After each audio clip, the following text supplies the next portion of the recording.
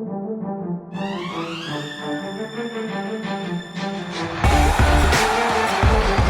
going on, Spurs fans? My name is Tom Petrini. This is the Big Fundamental Podcast, a Ken's 5 podcast on the San Antonio Spurs. This is the official TV station of the San Antonio Spurs. And if you're wondering where Jackson Floyd is, some bad news for you. Our good friend, our fearless leader, the father of the pod, has moved on and left me in charge of his baby. It's staggering and a little scary, but I've got some help with me today. One of my OGs, one of my good friends, somebody who covers the Spurs better than most I know. Jeff Garcia, how you doing today, my friend? I'm doing good, and I'm looking at myself in the camera right now, and I realize how fast I'm aging. I cannot believe how fast I'm getting the laugh lines already. Woo! Yeah, those are fine though. That's just bad. I mean, just don't tell people how old you are, or you can. I mean, it's kind of a flex. No, Your skin is amazing. I don't tell people because you are old. you don't look as old as you are, so I guess I don't know. You know, take it as a compliment if you want. But thanks. And by the way, good to be back. By the way, for sure. It's good to be back talking about Spurs basketball. Wish the record was a little bit better because the Spurs are currently 4-12. It's been a rough start to the year for myriad reasons that we're gonna dive into right now. And the Suns game last night, sort of a microcosm of the season, right? Yeah. They play against a good team. They do their best. They try their hardest. They go down a bunch of points. They come back, and it falls up just a little bit short because they made too many mistakes and not enough threes. What did you see from that game, and was it sort of emblematic of the season to you? Yeah, I mean, there's really nothing more to add. I mean, you summed it up perfectly. You could just take this show right now and put it on loop for the next few games, and that's basically what you're going to hear every single game. You ever hear Popovich say, in so many words, I don't mean to be a broken record. It's the same thing over again. They're trying hard. I'm proud of them. I mean, you can literally play. Yeah. If you want to have fun, listeners, do a bingo game. Who's going to say Worm is going to turn? Proud of these guys. They're competitive. I mean, those are the buzzwords you're going to hear. DeJounte Murray gets a triple-double. DeJounte Murray gets a triple-double. Yeah, exactly. You could just have fun and play bingo because that's what you're going to hear out of this team until hopefully maybe things do change. And right now, I guess the one biggest change right now, and I know you're going to talk about it right now, Tom, is the three shot. The three shot is just not there. Yeah. And this is, I think, maybe a misconception about this Spurs team because they've just watching them, they look inaccurate, right? It looks like, oh man, they can't buy a bucket.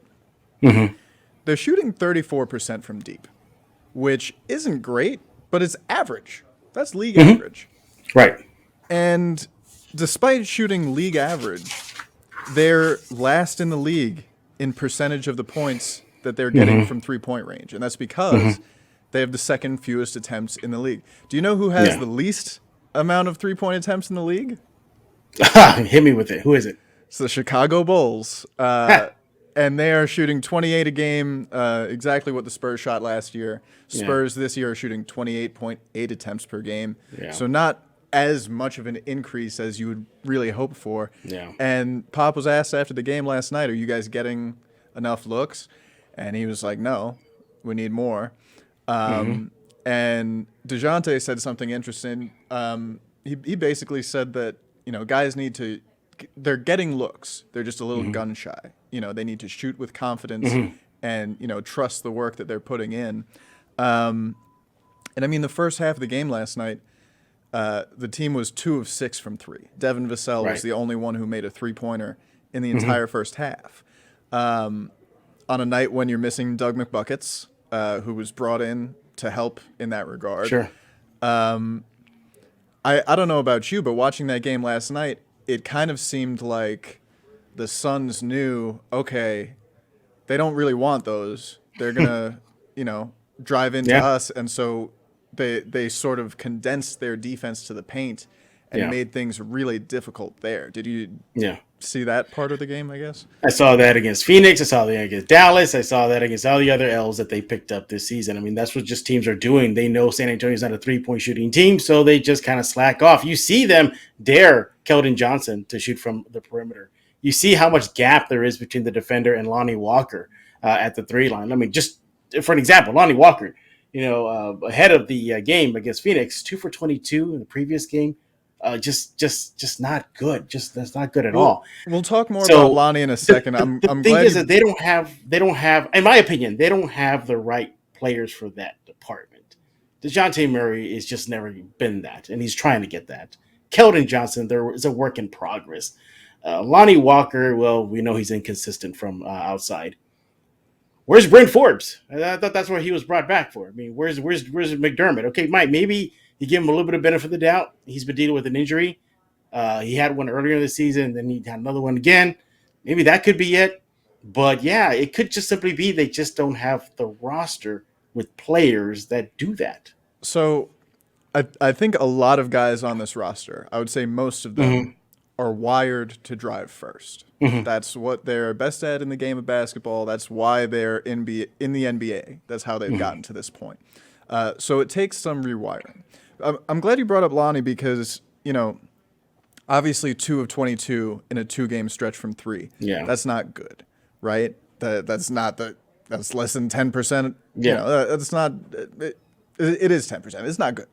But the biggest knock on him coming into the season, right, was the consistency of his effort and aggression, right? So, I mean, I'm sure I'm going to get killed for being a homer about this, but is it somewhat encouraging that he's putting up 10 misses in a game and then coming out the next game and then launching another 10? If that's the team needs people to step up and take those threes. So obviously it's a bummer that he's missing them. But he's a career 38% 3-point shooter. He's at 29% this year. And he's leading the team in attempts from deep at 5.6 per game. So I guess, do you think that he'll turn that around in terms of getting the shots to fall if he just keeps pounding the rock and putting those shots up? Or do you think, he's a 29% shooter? I think he's just a byproduct of Popovich begging the guys to take the 3-shot. I mean, you hear it time and time again, Popovich saying, I'm telling the guys to take the shot when they have it. And to the point where he said he doesn't care if they miss, just as long as they're just taking it. So I think that's the wiring that you're seeing Lonnie go through to become a little bit more or less drive happy and more outside shot happy. But the problem is they got to start falling down. The law of averages say that eventually they're going to fall down. But you look at Lonnie's career, and he just hasn't been that. The good news is you can't use the adage you can't teach an old dog new tricks. These are not old dogs, so eventually they can get there. It's just you're going to have patience with them. But there's going to come a point, Tom, where you just have to look at Lonnie and whoever else is trying to make the three, say they are who they are. They are who they are, but and you can't. I don't know if you can't force a square peg into a triangle hole. That's true. Obviously very true. Yeah. And it's going to be a challenge. One guy who we've seen step up for the Spurs in terms of 3-point shooting is Devin Vasel. He's been 40%. He's shooting 5 a game. And dribble handoff king. He's showing impressive shot creation. He's playing 26 minutes a game off the bench right now. I think a lot of people thought he was going to start in place of Doug McDermott when he was injured against Phoenix. I think a lot of people were surprised when Keita Bates-Diop made the starting lineup for that one. Injury to McDermott aside, do you think that starting Vassell would be a good idea? He's the third leading scorer on this team. Yeah, that's a give and take. I'm of the opinion of this. There's not going to be a river parade this summer. So just go for it. I mean, what do you got to lose other than maybe seeing success? Just try it out, Pop. If it means pushing McDermott to the bench, White to the bench, what have you. The only thing you can gain is just a positive push. If Vassell is exactly what that team, that first unit needs to establish the tone, to set the pace, to get things going on both ends of the court, because we know we can do that, then go for it. But at the same time, you're seeing Derek White really struggle this season. You're seeing, at least so far, early in his Spurs career, an injury-riddled McDermott. Then you hit that with the bench. And then your second unit may struggle a bit. It's, it's give or take. It's a double-edged sword here. I'm of the opinion of what do you got to lose? Just do it. Just go for it, Pop, coaching staff. But Vassell certainly is opening my eyes. It's funny you're mentioning Vassell. We have an upcoming Locked On Spurs. You can check out at kins5.com/Spurs about Vassell and his growth. Just incredible. Dude, who knew that? And low key, I'm liking, Tom, the fact that he's vocal. When was the last time you saw a Spur come out and just blast his own teammates? I mean, that was the closest we got to that recently when he said, no more excuse that we're young. No more excuse we don't have vets. There are vets here. Let's just get this done. Yeah, he's one of those guys who, he's not stoked about the losing. Thad Young said, "We're all tired of getting our butts kicked." I use a transcription thing, and it'll come up with like a word cloud of all of the words that are used most. Yeah. And Thad Young's shoot around yesterday, the word "butt" appeared in the word cloud. He's always talking about butts, man. Yeah. Whether they're being kicked or whatever. And he said that, Pop came into the locker room, said we got our butts kicked, left the locker room, and then Devin was like, "Yo, guys, let's figure this out." And led a players-only meeting where they hashed things out and, got guys to talk about what they're seeing on the floor and what they need to improve on. The on-court development from him, I think, is important, but that off-court, that leadership, I think is probably more important. And that is something that, you've got to take silver linings from this 4-12 start, right? You do. And you really do. The struggles that the Spurs have been going through, hopefully are some of those things that they can look back on and be like, yeah, that helped shape us into, what we became. But it's not just like, oh, they've played poorly and lost games and, they're getting angry about losing. There's actual on-court positives for this Spurs team. And I think we should highlight some of them. Spurs are second in the league in assists and in assist-to-turnover ratio. Taking care of the ball, moving it, sharing it, and they need to, right? Because, as Pop has said from the beginning, they don't – DeJounte is becoming that, but they don't really have a guy who it's like, all right, take the ball and ISO, right? The thing is, like, and Pop said it last night, the room for error is just so small. If they have a night where the turnovers go up a little bit, even if they have a good shooting night, it's going to be a struggle. And then I thought this one was pretty interesting. They're top 5 in the league in pace, which was a point of emphasis coming in with this young group. But another metric that I found on the NBA site is Spurs lead the league in distance traveled and average speed. So they're running around a lot out there. They're young. Let them run. Yeah, exactly. It might be a little bit of a, Pat Bev just running around trick y'all. I don't know. But, like, they're moving. And this is a team that needs that movement. Where I want to. Sorry. No, I was going to add too that as far as the positives are concerned, they're. I don't know the specific number, but they're for sure top 10 in deflections. So they're getting it down to they're creating second chance opportunities.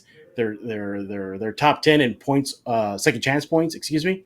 I think they're number 1 in field goals made as of this recording. So they're top 5 in field goal percentage. They are, let's see, top 10 in points off of turnovers and in second chance points. Top 5 in fast break points, 15 per game. And they lead the league in points in the paint with 53.5 per game. They just love to drive. Something I was thinking about was, is there, like, in that Venn diagram of fast break points and points in the paint, like, how much overlap is there and how much is just, DeJounte Murray running out off a steal and getting an uncontested dunk? And the numbers actually show that that's not really what's happening. Because interestingly, Spurs are not shooting accurately on the drive. They're bottom 5 driving field goal percentage in the league. Wow. They have the second most non-restricted area paint attempts, so like floater range. Right. second highest accuracy on those. So they're really eating in, I guess, the softer area of the paint, but they're struggling right at the rim. Yeah. And I think, like we said before, that's sort of a product of when you don't want to shoot the three and Yeah. you know that layup is the other high value shot.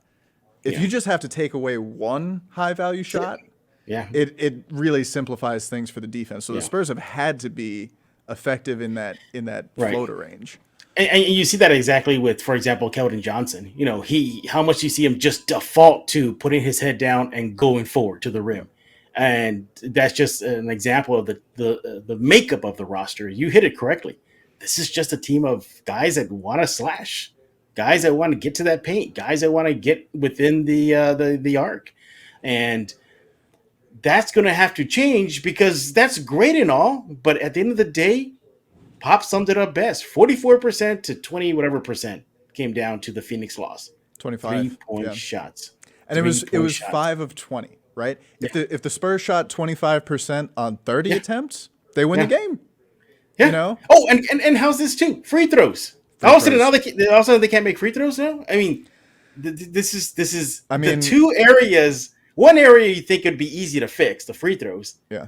And then one area you thought you would address in the offseason, Bryn Forbes, McDermott, you're hearing verbal commitments that the team, Murray and Johnson, are getting better at the shot, and that's just coming down to the difference in most of these games. Free throws and free throws. Free throws have been rough. Jakob Poeltl had a rough night. He's shooting, I think, under 30% from the free throw line to start the season. Poeltl obviously has been greatly missed by the Spurs. Yeah. He's missed more than half the games, and you know. So that's part of why in analyzing this team, I think it's hard to say, you know, what they are, what they aren't, when they've been missing such a crucial player for. Would you consider them maybe the closest to an identity? And I put that in quotes, is a little bit on the defensive end. I think so. Yeah, right. Yeah, I get that vibe. That can be their identity if they get better at it. It can be, and I'm glad you said that, because they need to be forcing turnovers, locking guys up, getting stops, and running in transit, because it's not just turnovers that they're running off of. They, any missed shot, even makes, they're pushing off makes. Sure. So, and we haven't really seen that from the Spurs in a long time, really ever. So, but in terms of defensive rating, they're an average defense. And I think that starting Drew Eubanks at center for 8 games might have impacted that, especially when you're playing against guys like Ayton, whatever. Like, it's tough. It's tough out there. Shout out to Drew Eubanks, but he's clearly not a starting NBA center. And coming into the season, that was one of the areas of concern that I had for San Antonio, was who's coming in after Jakob. Like, who is it? Because the drop-off is just considerable. It's an undersized Eubanks, as you mentioned, and not a starting caliber player. Then you got an unproven rookie in Landale, who's been in health and safety protocols and really hasn't gotten burned when he's was okay and not on the protocol list. What do you think about Thad Young? Think he could slide into that backup center role and provide some impact there? He's undersized, obviously, but I feel like he brings a bit more to the floor in terms of acting as a hub on offense and passing to cutters, dribble handoffs. He just has that veteran feel in that spot, and very Rudy Gay-ish, right? Remember Rudy Gay would play that 5 every once in a while. Yeah, and I mean, the Spurs have been forced to play small because they've been without their only 2 7-footers due to injury for a couple of weeks. And something that they pulled out, I think, in one of the Lakers games was Keldon at the 5 for a brief stretch. And that was interesting because, I mean, Keldon can do a lot of big man things. I think Keldon, for his faults as a player, for his, put your head down and charge like a bull in a china shop attitude. He's a guy who learned point guard in Austin and, can run some pick and roll. And he can also be that guy setting the screen and rolling or spacing the floor. So That's an interesting wrinkle that I don't think we've seen maybe enough of from the Spurs. I think, Yeah. if they really want to go small and Right. if they're forced to, that Well, could be an I'm advantage. glad you But brought that up because remember in Vegas, he was asked, what are you working on this offseason? And he said the Spurs asked him to work on decision making and ball handling. yeah. So perhaps we saw a little bit And of a byproduct of that. on that note, he's young. His playing style, Hmm. we've talked about, but some of these turnovers, I mean, every time he drives, I am praying that he puts up a shot. Because if he's trying to dump it off to somebody underneath, I think his Yeah. success rate on that play this year is like 10%. Yikes. Are Yeah. you worried about I guess the decision making and Yep. how much of it is like, he's a kid, he's figuring it out, and how Yeah. much of it is like you can't be making these I, mistakes. I think you're right. I think it's just a lot of him being a kid, trying to do too much because a lot of expected was on him heading into the season. I mean, many thought that he'd be the guy, putting up 20 and 10 every night. And so far, he's been okay. He's the second leading scorer in the team, Right. But really hasn't taken that leap that many has. I didn't think DeJounte was going to do what he's doing this year, but I'll take it. I didn't think Devin Vasel was going to take this leap, but I'll take it. But Keldon, for sure, you're seeing that inexperience and maybe a little bit for him, a sophomore wall, a little bit, because maybe you don't count the bubble. But last year, moving to this year, now he's playing a full season. Now he's into a real NBA season. Perhaps that. And I really do think, though, Tom, it is a lot of the expectation on him. He's just trying to do so much.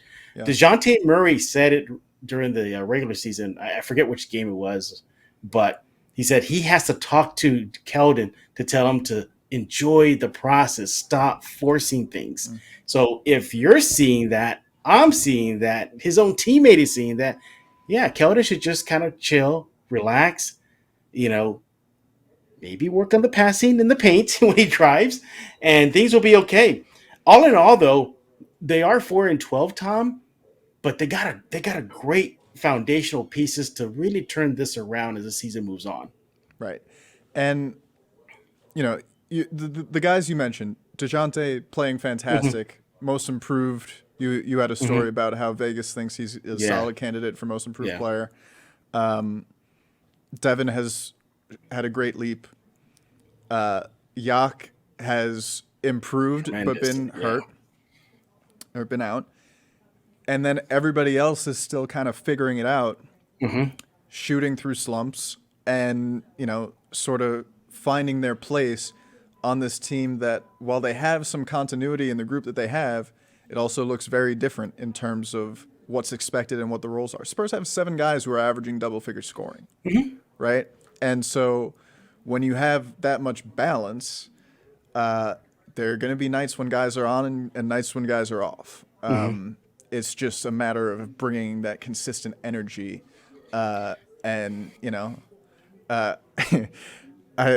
I was talking to somebody in the office here about the Spurs earlier, and 4-12, and they were like, "Hey, they were real close to 5-11," and that's kind of what it feels like, because the Spurs, they're so close in all of these games, right?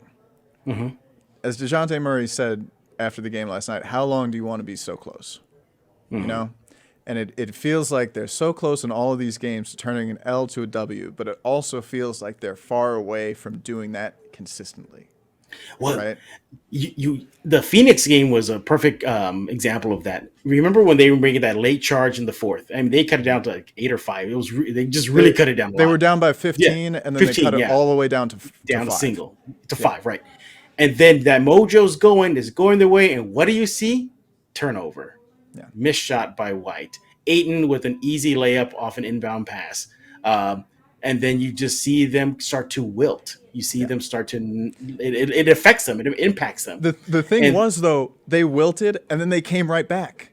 Right. And then they lost by 4. But they can't afford those letdowns. Right. That's how perfect they never got play. within striking distance. They never got to the point where it was like they can, win on this play. Yeah. And And again, it comes back to too many mistakes, not enough threes. Yeah. If the Spurs shot even 10 threes in the first half, game goes differently. You know what this feels like, Tom? Remember back What? in the day when I don't mean like this, but lesser teams, at least record wise, will come into San Antonio. Spurs be against on the road, and they're giving Tim Duncan and the Manu Ginobili and Tony Parker a fight, and then at the end of the games, that talent just took over, and the Spurs got W's. This is what this feels like. It's the reverse now. And I mean, where the schedule has just been brutal in terms of the talent that the Spurs have had to face. It feels like every game they're going against a finals team, an MVP contender from last year or this year, or whatever it is. They're just always going against these good teams, and it's like, when are they going to get one that they like on paper should win? Well, even then, Tom, I can't even look at a one on paper and be like, oh, they got to win on that one. I can't look at that. I can't look at a Kings matchup or a Rockets matchup and be like, oh, do they really got that one? Because I don't know what Spur team is going to show up. Is it going to be the one that wilts, or is it going to be the one that comes out to my Milwaukee and beats the champs on their court? This team just is still searching. And my biggest fear, though, Tom, is that the L's start affecting them mentally, confidence-wise, locker room-wise. And, that's where I start wondering. The frustration is going to get to them where, they need another players-only meeting. I mean, how many of those are we going to see before, something has to change, whether it be the starting lineup, whether it be a trade? It's going to be an interesting season. And the thing about it, Tom, it's just begun. We're 15 games, and already we're here. That's the thing is, it's been tough. We're already to a point in the season where it's a broken record, and the guys are sick of it. The fans are sick of it. Yep. And at the same time, we're 16 games into an 82-game season. Exactly. So everybody who's got a hot take about they should get rid of White, they should get rid of Lonnie. I'm gonna wait till we're at least a quarter of the way through until I start making assessments like that.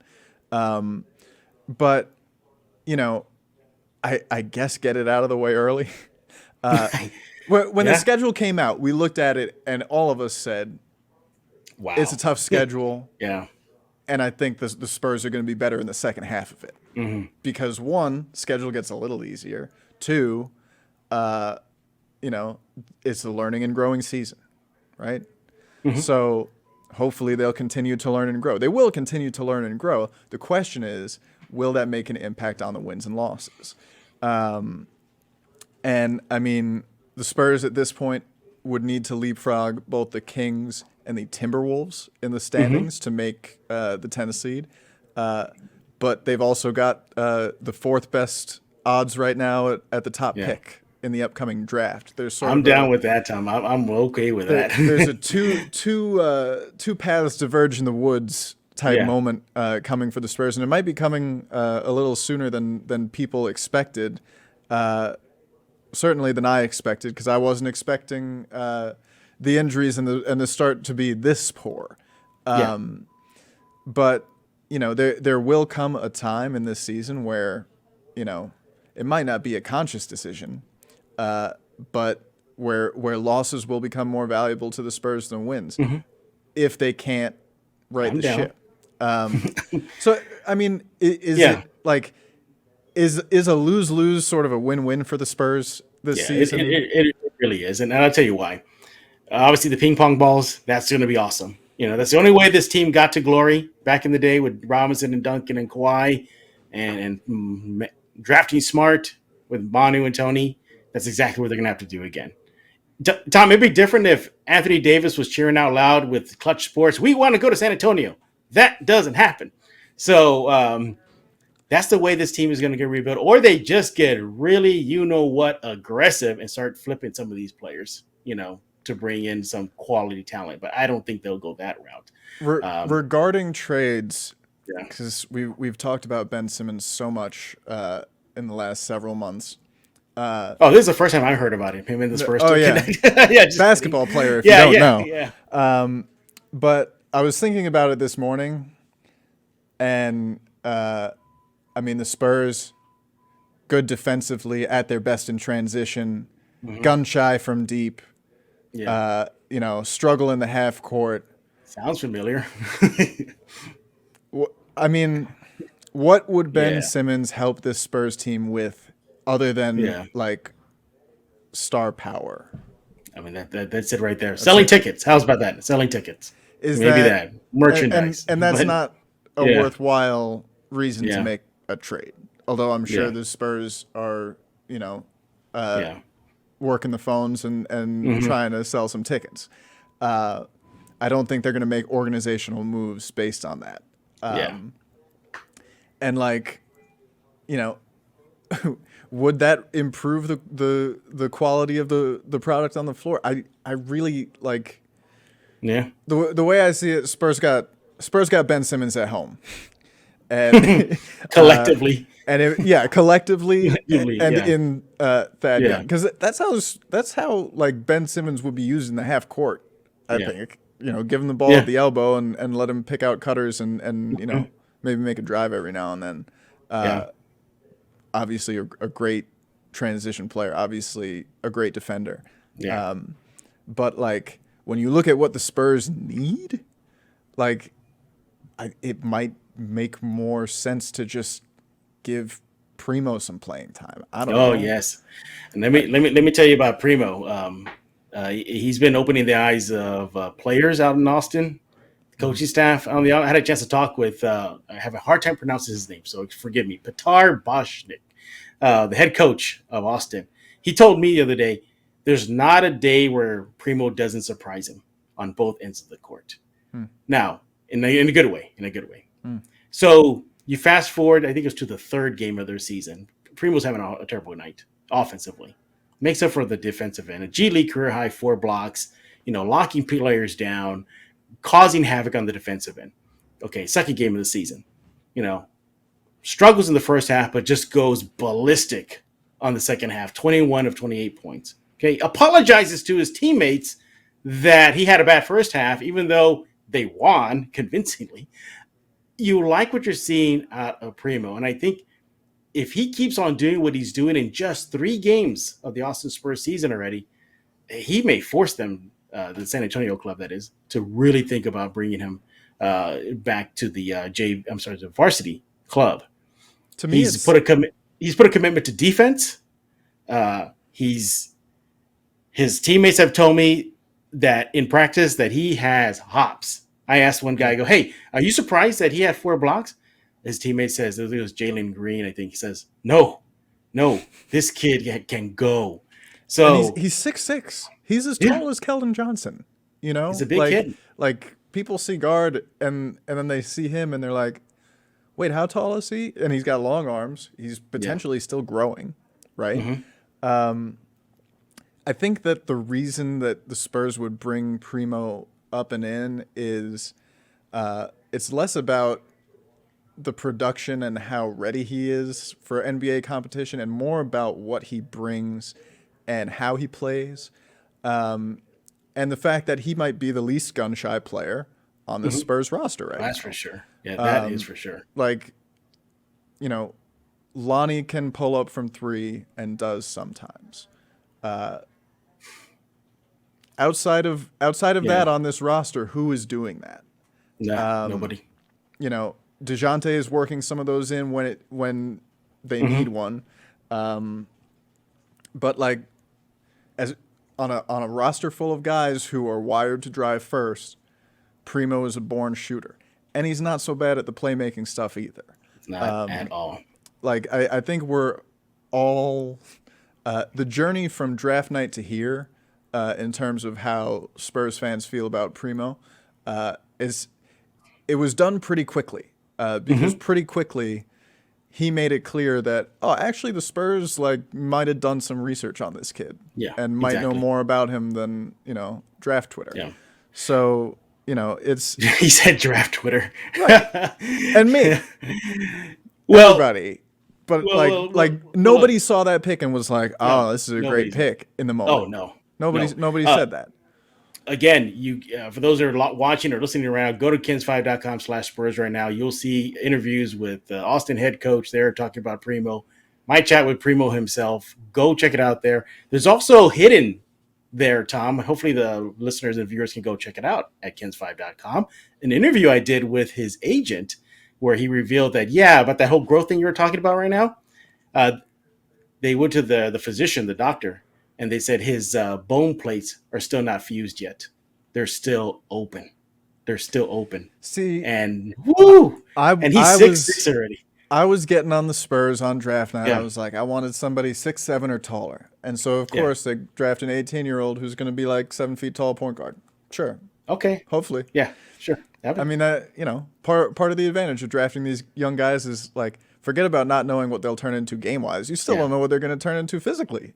And he's already got a great physical profile. For sure. For what he does. So he's a lot thicker than I thought he would be when I was seeing him. He's still skinny, but he's a little beefier, and I think that's the Spurs and Austin Spurs putting on some sort of weight plan, bulking him up. So that's good to see. But the only caveat I have though is he's looking good so far in the G League. Let's see what he can do at the NBA level. Good foundation. But the minutes we're seeing in Austin, he needs to see that in San Antonio at some point this season. Whether that be at the end of the G League season, which finishes before the NBA season, or they call him up sooner than later. Because as much as learning on the bench is great, he needs to get on that NBA court. And not just for 2-3 minutes. We're talking about a large sample size to really gauge what he can do, Tom. Right. And, I think that those minutes would probably come at the expense of Bryn Forbes or Trey Jones. It'll probably be, coming off the bench. But, I mean, at 18 years old, he has already shown a lot of things that make you say, huh, he could go on an NBA court right now and do this, because a lot of the stuff that he's doing, it doesn't really matter what the defense does. Pull up a transition three, like come off a pick and roll and shoot one from a couple steps behind the line. Like, that's just natural ability that, the distance is translating. And, it's just doing that against the competition. But even in NBA games, the game sort of bends to him, it seems. He has a lot of gravity. The way he plays, he always seems to be in the mix. Isn't he perfect from the NBA line? He's in 3 for 3. He hasn't missed a shot in the NBA He might stage. be doing that Drew Eubanks perfect shooter thing. He's still a perfect shooting. Oh, but just 3 shots. But I think that if there was ever a Spurs team to give an 18-year-old rookie a shot on, it's probably a 4-12 rebuilding one, struggling at the thing that he is best at and was drafted for. I think he's probably going to be put on the Keldon Johnson plan. So a little time. I'm okay with him staying there for about a month and a half. That's fine. I have at it, Josh. But if we're already at a month and a half away, and I'm making this up, this team is, 10-20 or something like that, something ridiculous, really just out of control already. What's the point now? Just let them get burned. What do you got to lose? You got nothing to lose and everything to gain, San Antonio. If this is a rebuilding, then rebuild with what you got. And if he's going to be a fixture in the foundation of this team moving forward, then get him out there. Let him take his lumps. The other guys are taking their lumps. Pop's saying about them learning experience. So let this kid get the learning and experience. Do you feel like Pop? I mean, you've been watching, covering this team for a long time. Have you ever seen Pop in this role as like? I mean, he looks almost like a parent who's like, you're making a mistake, but I'm going to let you make the mistake because then you'll know that it was a mistake, and then we'll move from there. Like, I mean, this is clearly the most like know. I can tell you this much, though. I think it also has a lot to do with the makeup of the roster.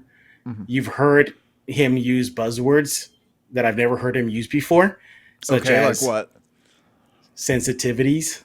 He said other players can be sensitive to criticism. Okay. You've heard him say they're young and inexperienced.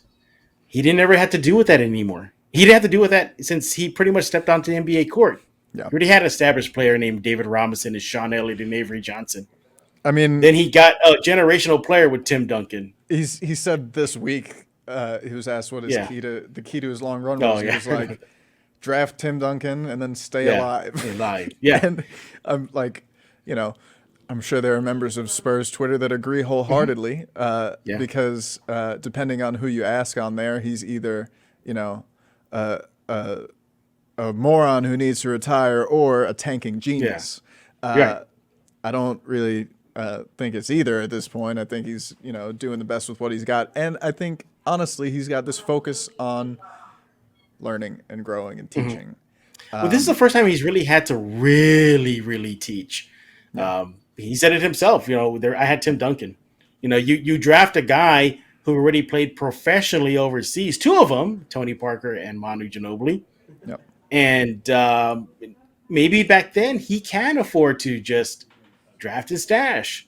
You're a young player. You don't get it after year one. Bye. It's okay because I got the big three behind me. Right. And I had a guy named Kawhi Leonard for a little while before that went south. So, now I think this is the first time in his NBA career where maybe he has to do a lot more coaching than he ever had to do on an NBA stage. Think about it. These are all just college kids. Some of these probably could still be in college right now. Primo's one of them, for example. Maybe Trey Jones, Devin Vasel for sure. Keldon Johnson could be in his junior. I mean, these are just still college Lonnie Walker kids. is, I think he would be a senior? I think he would have graduated last year. He's in his senior year at the University of Pop. Right. As he said. And there you go. I mean, this is one of the youngest teams he's had in his tenure. Yeah. This team is off to its second worst franchise start of a season.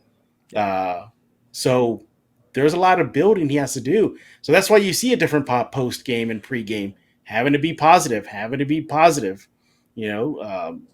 These are not Tim Duncan that can take the bullets. This is not Tony Parker that could take the bullets from him. I think he's being honest, though, because, on nights when they played like crap, he's like, we played like crap. We need to bring the energy. This was not it. He's been open about that. So it's not just after every game he's like, well, moral victory. There have been a lot of moral victories, but there have been bad losses, too. And when there's a bad loss, he's like, we got our butts kicked tonight. You know what I wouldn't mind, though? What? I hope they don't have another Minnesota loss where it was just horrific.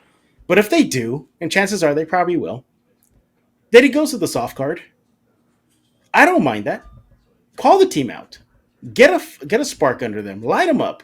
I could definitely see a guy like Devin Vasel take that and be like, oh, I'm soft? Yeah. I would love to see him really just test this team to see if they can take that type of criticism. He could definitely did it a lot with Tim Duncan. Yeah. He did a lot with Tim Duncan and Kawhi Leonard. He called them soft left and right. He could take that further, but I don't think he has shied away from noting the things that the Spurs need to improve on. And that's sort of the thing. When people say this team has no direction, no identity, I disagree with that because they know what they need to do. They try really hard to do it most nights. Right. And they've just been falling short executing it. One thing, as we wrap up here, Spurs' next games, you'll be going to the end of this 4-game homestand. The last three, Hawks, Celtics, Wizards. And then... Give me them ping pong balls. Blazers. Sorry, did I say that out loud? Blazers, Warriors, Suns, Knicks. Good Lord. Nuggets, Pelicans. So they have 9 games in a row against teams with winning records. How do you think they will do in those 9 games? So just replay the first beginning of this show right now and say competitive. They stayed in games. They couldn't make their 3-shot. They couldn't make free throws. I mean, you think that's going to be all 9 games? How many of those 9 games do you think they steal? I'm just being silly there, but I mean, if they can't beat the Pelicans, I forget the Pelicans. They're garbage. Okay. I don't know, Tom. I don't know with this team. Would I be surprised? I'm just using Denver, for example. Mm-hmm. Denver, if they get a W, sure, I can see that. I could see them these, making an adjustment in the second game, because that's two in a row. Yeah. I could see them, making a playoff style adjustment and figuring them out the second game. But Trae Young could go ballistic on them tomorrow night. And the Hawks haven't been great this year. Yeah, they've lost 5 in a row on the road. They're 9-9. Yeah, they're actually. I think they have. I think there's 13 games in a row where they made less 3-point shots than their opponent, and that's with a guy named Trae Young. Yeah. So Spurs, they got a chance. Young, who Derek White absolutely delights in putting in hell.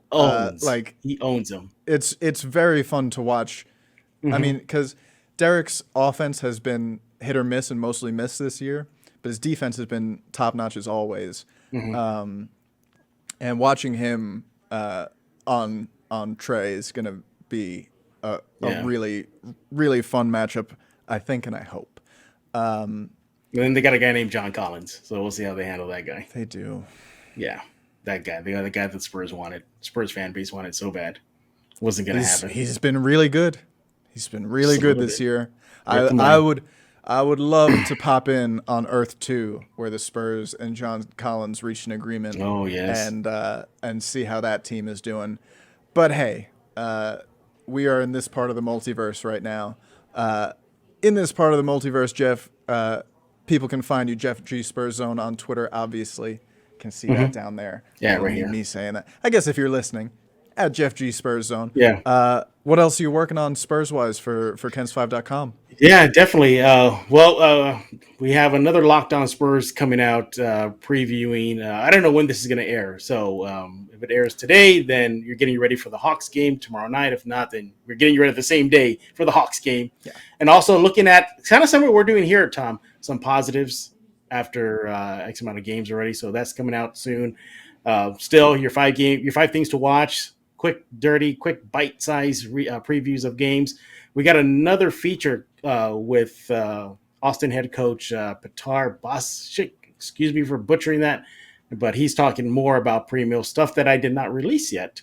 More thoughts about Josh Primo and much, much more. Again, Kens5.com/Spurs. Go check it out now. Tom, I'm waiting for another post from you because those are good. They're like Easter eggs when they crack open. Like, oh, look at this nice surprise in this egg. I feel like I love the balance with what we do, because I mean, you're all over everything, and like the bite-sized stuff is stuff that I always struggle with, because I need to write a magnum opus. So it's very fun for me when I get to do a deep analysis, and I'm working on it, because I mean, cooking everybody. The stats from the opening part of the season here have been really interesting for the Spurs. The play has been really interesting for the Spurs. They're clearly better than their 4-12 record. They know that. The question is, how soon can they prove that? And